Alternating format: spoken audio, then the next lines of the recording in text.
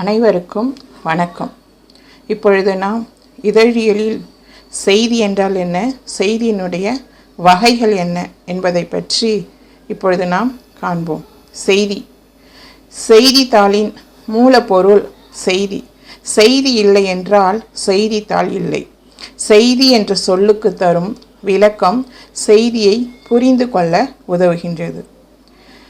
செய்தி என்ற தமிழ்ச்சொல்லை ஆங்கிலத்தில் நியூஸ் என்று குறிக்கிறோம்.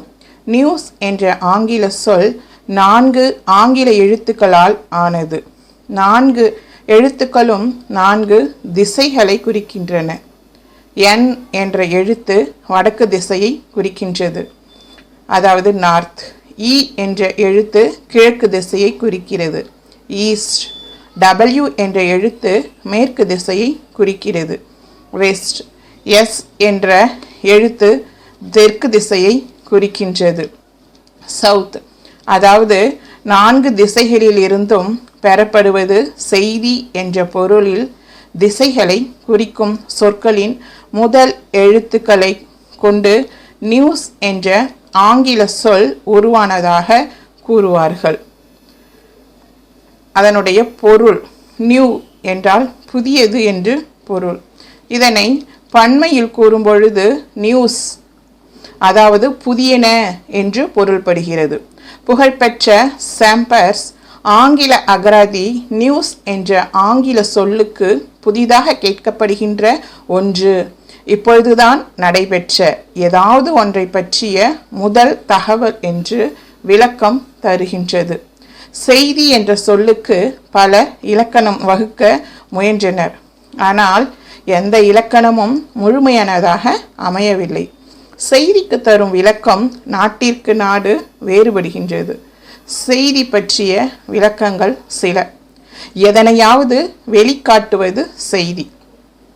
நடைமுறையிலிருந்து சாதாரணமானவற்றிலிருந்து மாறுபட்ட எதுவும் செய்தியாகும். ஒரு சமுதாயத்தில் பெரும்பாலான மக்களை பாதிக்கின்ற, அவர்களால் புரிந்து கொள்ளக்கூடிய எந்த ஒரு நிகழ்ச்சியும் கருத்தும் செய்தியாக உருவம் பெறுகின்றன. பெருந்தலைவர்களின் பேச்சுக்கள் செய்தியாக மலர்கின்றன. வாசகர்களுக்கு சுவையூட்டும் நடப்பு நிகழ்ச்சிகளின் உண்மை தொகுப்புகளே செய்தி ஆகும்.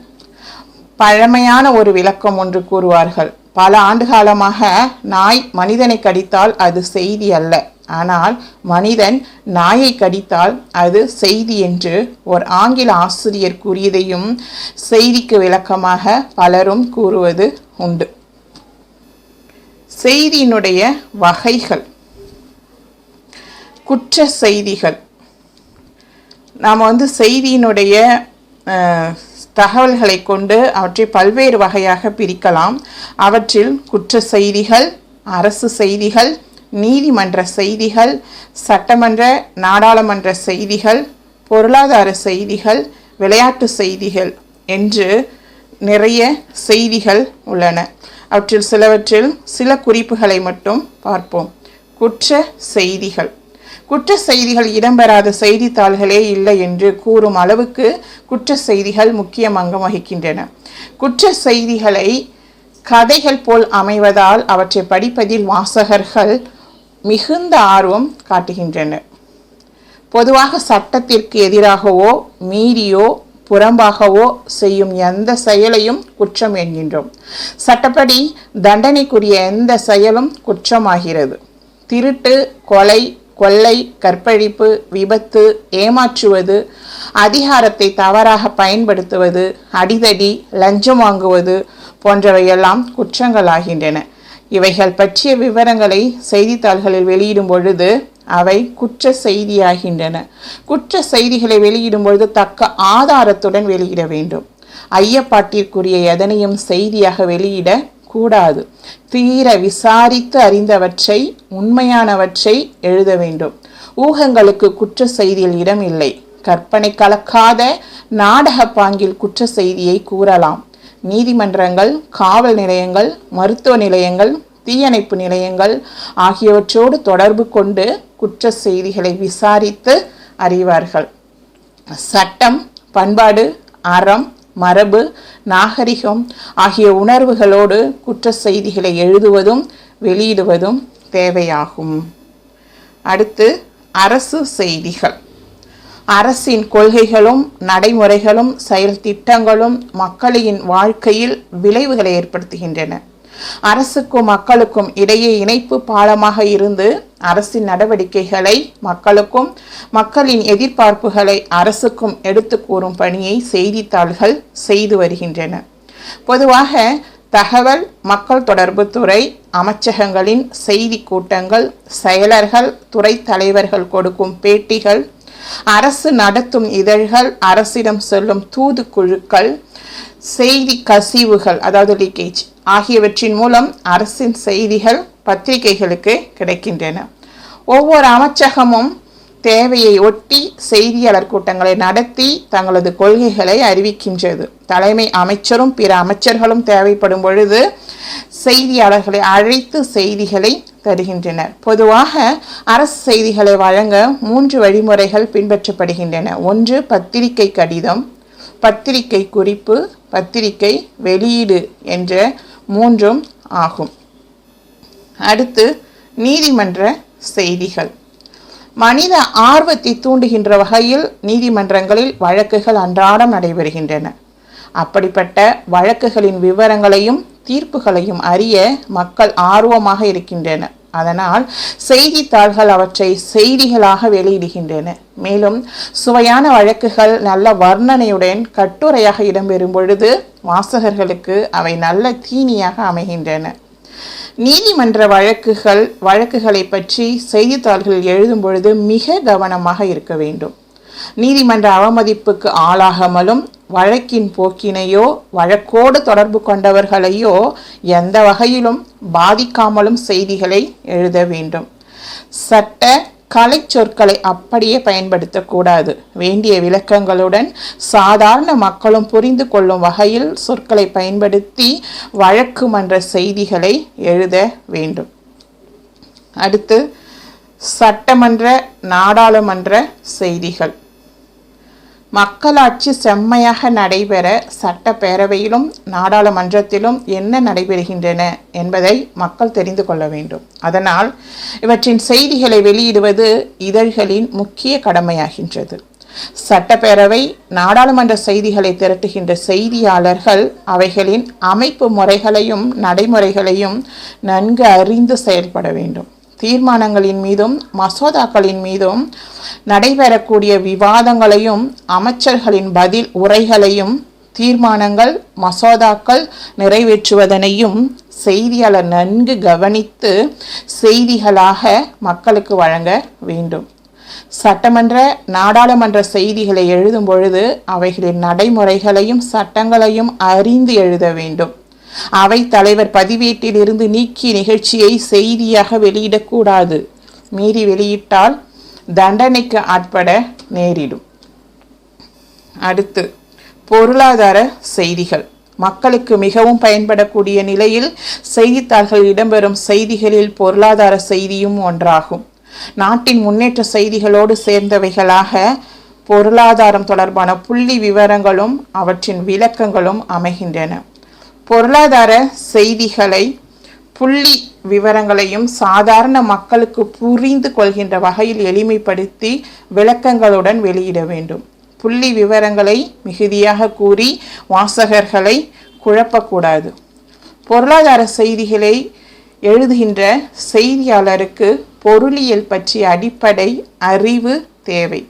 பொதுவாக நாட்டு வருவாய், வேளாண்மை, தொழில் ஏற்றுமதி இறக்குமதி, வங்கி வைப்புகள் ஆகியவற்றின் வளர்ச்சி விகிதங்கள், விலைவாசி குறியீட்டு எண்கள், அந்நிய செலவாணி செலுத்தும் நிலை, பல்வேறு வகையான வரிகள் ஆகியவை பற்றிய அறிந்திருக்க வேண்டும். அப்பொழுதுதான் கோட்பாடுகளின் அடிப்படையில் செய்திகளை எளிமைப்படுத்தி விளக்கி எழுத முடியும். பொருளாதார செய்திகளை பல செய்தித்தாள்கள் தனி பக்க செய்திகளாக வெளியிடுவது குறிப்பிடத்தக்க ஒன்றாகும். கட்டுரை வடிவிலும் வினா விடை வடிவிலும் இச்செய்திகள் வருகின்றன. அடுத்து விளையாட்டுச் செய்திகள். காலையில் எழுந்தவுடன் பத்திரிகை படிப்பு என்று கூறும் அளவிற்கு பத்திரிகை வாசிக்கும் பழக்கம் மக்களிடையே அதிகமாக வளர்ந்து வருகின்றது. சிற்றுண்டி சாலைக்கு சென்று நாக்கு நாடும் ருசிக்கு ஏற்றார் போல பண்டங்களை வாங்கி உண்பதைப் போல செய்தித்தாள்கள் வாசகர்களின் ருசிக்கு ஏற்றார் போல பல வகை செய்திகளை தீனியாக கொடுக்கின்றன. அவற்றில் ஆசிரியர் முதல் மாணவர்கள் வரையில், பெரியோர் முதல் சிறியோர் வரையிலும் விரும்பி படிக்கும் செய்தியாக இந்த விளையாட்டு செய்திகள் அமைந்துள்ளன. செய்தியாளர்கள் பொதுவாக விளையாட்டு செய்திகள் அமைந்திருக்கின்றன. இப்போது தமிழ், ஆங்கிலம் மற்றும் எல்லா மொழி பத்திரிகைகளும் விளையாட்டு செய்திகளுக்கு முக்கியத்துவம் கொடுத்து வெளியிடுகின்றன. முதன்மையான பல ஆங்கில பத்திரிகைகள் ஒவ்வொரு விளையாட்டிற்கும் அதில் பயிற்சியும் தெளிவும் அனுபவமும் கொண்ட நிருபர்களை செய்தியாளர்களாக பணியில் அமர்த்தியுள்ளன. வெளிநாடுகளில் நடத்தப்பட்ட ஆய்வுகள் 95 விழுக்காடு வாசகர்கள் விளையாட்டு செய்திகளை மிகவும் ஆர்வமாக படிக்கின்றனர் என்று கூறுகின்றன. நமது நாட்டிலும் விளையாட்டு செய்திகளை படிக்கும் வாசகர்களின் எண்ணிக்கை நாளுக்கு நாள் வளர்ந்து வருகின்றது. வானொலி, தொலைக்காட்சி ஆகியவற்றிலும் விளையாட்டிற்கு தனி இடம் தருகின்றனர். வானொலியில் நேர்முக வர்ணனைகளை கேட்பதிலும் தொலைக்காட்சியில் நேரடி ஒளிபரப்பை பார்ப்பதிலும் மக்கள் ஈடுபடுவதை பார்த்து எந்த அளவிற்கு மக்களுக்கு விளையாட்டு போட்டியில் ஆர்வம் இருக்கிறது என்பதை அறியலாம்.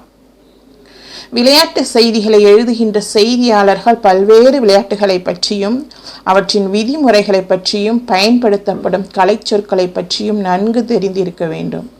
விளையாட்டு செய்திகளை சராசரி வாசகர்களும் புரிந்து கொள்ளும் வகையில் விளக்க வேண்டும். செய்தியாளர்கள் விளையாட்டுகளின் பழைய புள்ளி விவரங்களை திரட்டி வைத்திருக்க வேண்டும். நிகழ்கால சாதனைகளோடு நாளைய சாதனைகளை ஒப்பிட்டு எழுதுதல் வேண்டும். செய்திகளை நடுநிலையோடு விரைந்து தர வேண்டும். ஏதாவது ஒரு பக்க ஆட்டக்காரர்களை ஆதரித்து எழுதக்கூடாது. செய்தியாளரின் விருப்பு வெறுப்புகள் வெளிப்படாமல் விளையாட்டு செய்திகளை தருவது நல்ல பணியாகும். விளையாட்டு செய்திகளை எழுதுவதற்கு உரிய தனி நடை வகையானது வாசகர்கள் விளையாட்டை நேரில் பார்ப்பது போன்ற உணர்வு ஏற்படும் வகையில் தக்க அடைச்சொற்களையும் தனது விமர்சனங்களையும் இணைத்து செய்திகளை கூற வேண்டும். அடுத்து பிற செய்திகள். அதாவது பிற செய்திகள் என்று சொல்லும் பொழுது எதிர்பார்க்கும் செய்திகள், எதிர்பாராத செய்திகள், நேரடி செய்தி அல்லது விளக்கச் செய்தி, கடினமான செய்திகள், மென்மையான செய்திகள், அறிவியல் செய்திகள். இவற்றில் எதிர்பார்க்கும் செய்திகள் என்றால் நிகழ்ச்சி ஒன்று இப்பொழுது நடைபெறும் என்பதை முன்கூட்டியே அறிந்திருப்போம். அது நடைபெறும் பொழுது எதிர்பார்த்த செய்தியாகிறது. ஆனால் இச்செய்தியை எதிர்பார்த்த செய்தி என்ற வகையில் சேர்க்கிறோம். இந்திய நாடாளுமன்றம் கலைக்கப்பட்டு தேர்தல் நடைபெறுவது, தமிழ்நாட்டிற்கு குடியரசுத் தலைவர் வருகை, பாரத பிரதமர் வருகை, கடலில் புயல் உருவாகி இருப்பதால் சென்னையில் பலத்த மழை பெய்வது, பலத்த மழைக்கு பிறகு வெள்ளம் வருவது போன்றவை எதிர்பார்த்த செய்திகளாகும். எதிர்பாராத செய்திகள் என்றால் யாரும் சிறிதும் எதிர்பாராத நிலையில் நடைபெறும் நிகழ்வுகளை தான் நாம் எதிர்பாராத செய்திகள் என்று கூறுகின்றோம். அதாவது ரயில் விபத்து, புயல் வீசுவது, பூகம்பம், குண்டுவெடிப்பு, அரசியல் தலைவர்கள் கொலை போன்ற நிகழ்ச்சிகள் எதிர்பாராத செய்திகளாக உருவெடுக்கின்றன. நேரடி செய்தி அல்லது விளக்கச் செய்தி அப்படின்றால் ஒரு நிகழ்ச்சி எப்படி நடைபெற்றதோ அதனை அப்படியே படம் பிடித்து காட்டுவது போல வெளியிடுவது நேரடி செய்தியாகும். சட்டமன்ற தலைவர் சில உறுப்பினர்களை பதவி விலகும்படி கூறியதை அப்படியே நடந்தபடி கூறினால் நேரடி செய்தியாகும். ஆனால் நடந்ததை விளக்கும் பொழுது என்ன காரணம் கருதி சட்டமன்ற அவைத் தலைவர் அந்த நடவடிக்கை எடுத்தார் என்று விளக்க வேண்டும். மேலும் நடவடிக்கை எடுக்க அவருக்கு அதிகாரம் இருக்கிறதா என்ற விளக்கத்தையும் சேர்த்து வெளியிடுவதுதான் விளக்க செய்தி ஆகும். கடினமான செய்திகள், மென்மையான செய்திகள். அதாவது தமிழக அரசு நிதி அமைச்சர் அவர்கள் 11/2/2004 அன்று சட்டப்பேரவையில் 2004-2005 ஆண்டிற்கான வரவு செலவு திட்ட அறிக்கையை அறிவித்தார். இது கடினமான செய்திக்கு உதாரணமாகும். அறிவியல் அறிஞர்கள் அறிவியல் மாநாடுகளில் வெளியிடும் செய்திகளும், தமிழ் அறிஞர்கள் தமிழ் இலக்கிய மாநாடுகளில் கூறும் செய்திகளும் கடினமான செய்திகளுக்கு எடுத்துக்காட்டாகும். உடனடியாக பாமர வாசகர்கள் எளிதில் புரிந்து கொள்ள கூடியவை மென்மையான செய்திகளாகும். திரைப்பட வெளியீடு, தேர்தல் முடிவுகள், கிரிக்கெட் போட்டியின் முடிவுகள் ஆகியவற்றை மென்மையான செய்திகளாக நாம் கருதலாம். அடுத்து அறிவியல் செய்திகள். இன்றைய உலகம் அறிவியல் உலகமாக திகழ்கிறது. அறிவியலும் தொழில்நுட்பமும் போட்டி போட்டுக்கொண்டு வளர்கின்றன. அவை தொடர்பாக புது புது செய்திகள் வியக்கத்தக்க வகையில் நாள்தோறும் வளர்ந்த வண்ணம் இருக்கின்றன. அவற்றை அறிவதில் மக்கள் அதிக ஆர்வம் காட்டுகின்றனர். ஆகவே அறிவியல் தொழில்நுட்ப செய்திகளை பத்திரிகைகள் தினமும் வெளியிடுவது தேவையாகின்றது. அறிவியல் தொழில்நுட்ப செய்திகள் மற்ற செய்திகளில் இருந்து வேறுபடுகின்றன. மற்ற செய்திகளை புரிந்து கொள்வது போல் அறிவியல் செய்திகளை மக்கள் எளிதில் புரிந்து கொள்ள மாட்டார்கள். ஏனெனில் பெரும்பான்மையானோர் போதுமான அளவு அறிவியல் அறிவு பெற்றிருப்பது இல்லை. எனவே தக்க விளக்கத்தோடு எளிமைப்படுத்தி அறிவியல் செய்திகளை தர வேண்டியது தேவையாகின்றது.